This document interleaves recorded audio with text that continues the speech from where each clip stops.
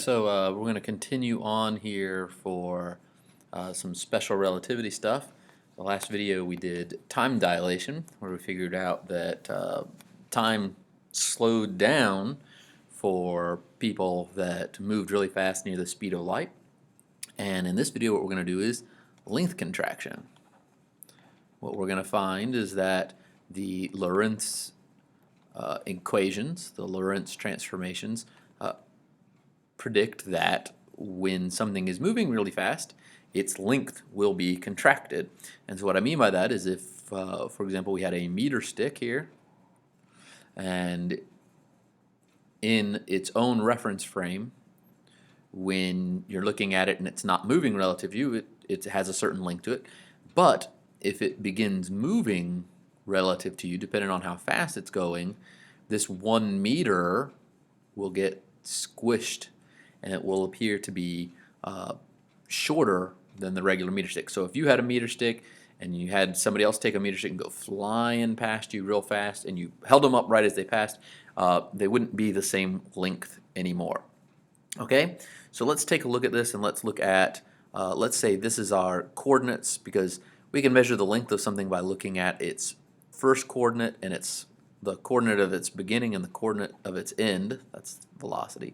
So let's call this end of the coordinate of the moving one x2 prime, and we'll call this one x1 prime. Okay? And so if we look at that, we've got the length of the stick is simply the distance or the displacement between the end of the stick and the front of the stick, right? So that would be x2 prime minus x1 prime. And then if we were looking for that, we would say, all right, well, x2 from our Lorentz equations is gamma x2 minus vt, and then x1 prime is gamma x1 minus vt, and we can distribute the gamma x2 minus gamma vt minus gamma x1. Now minus a negative is plus gamma vt,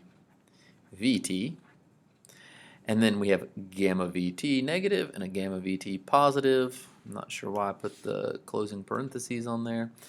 Wasn't using it anymore, but anyway, those cancel and you're left with just gamma x2 minus gamma x1, which is just gamma, that's a gamma, times x2 minus x1, and x2 minus x1 would be gamma delta x, where x2, x1,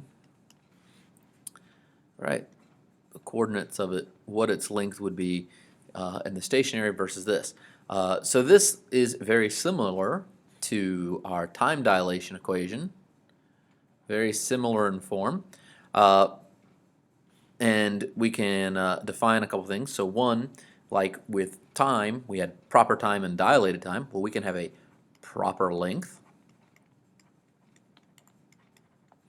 This is the length, obviously, like how proper time was the time in the at-rest frame or in the observer's frame. This is the length in the at-rest or observer's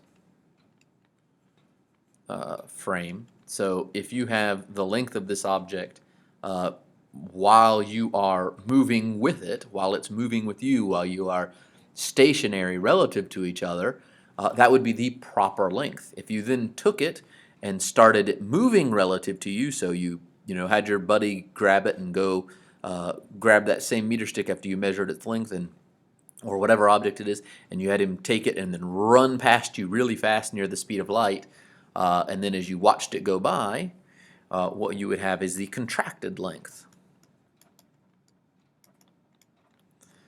And this is the length. This is the length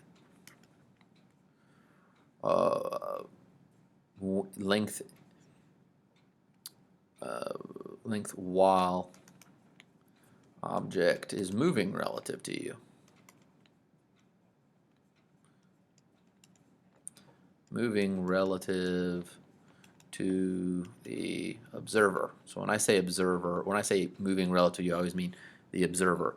So it's when it's moving relative to you. Observer, ERS, sorry, in the observer's frame.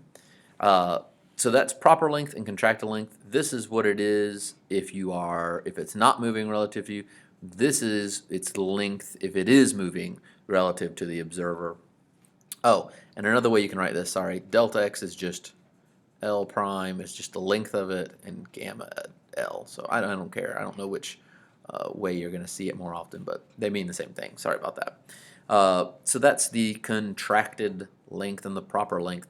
And so I had to do a problem on this when I was in college, and there was some interstellar particle. I don't remember what it was. My professor was a particle physicist, and he said there are these interstellar particles, and he told us some speed, really, really close to the speed of light, like 0.999% the speed of light. And he said, or not 0.99, 99.99% the speed of light.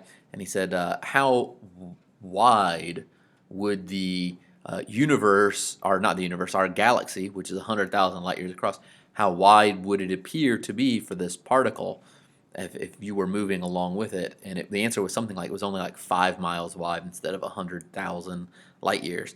So this can be a very big effect if you're if you're moving really fast near the speed of light. Otherwise, if you're moving slow, that gamma goes down to being basically 1, and it's not a big deal. So now that we've talked about time dilation and length contraction, I want to mention something called muon decay. So there's a lot of things that have been done to kind of show that this stuff actually happens, and it's not just funky math. There have been experiments done with really, really accurate atomic clocks where they leave one down low and they put the other up high on a mountain, where they're going at different speeds, and they see that they're going, or I say they leave one down on the ground and they put another one like in an airplane and they fly it all around for a while, and then when they bring it back to the one that they left on the ground, they find that the one that flew around in the airplane is behind the one they left on the ground. Not by a whole lot of seconds. I mean, if you flew around in an airplane for the rest of your life, you may gain like 1 or 2 seconds onto your entire life that would be dilated. And of course, your time would dilate, so you wouldn't notice it anyway. So it's not a very big effect at our human speeds, but we can measure it with atomic clocks and see that there really is this. Of course, GPS confirms this kind of stuff, the time dilations and things like this, these Lorentz transformation artifacts. It shows them by every time it finds your position properly, because GPS is just a big clock system, and the satellites have to adjust for their speed relative to Earth and time dilation occurring. But there's also something that's a little more straightforward, is this muon decay. So there are these muons that decay in a fraction of a second, and they're created up in the upper atmosphere. So let's say that's the top of the atmosphere. They're created up here. And classically speaking, at the speed they're traveling, they shouldn't make it, or at least not many of them should make it down to the surface. So this is our upper atmosphere,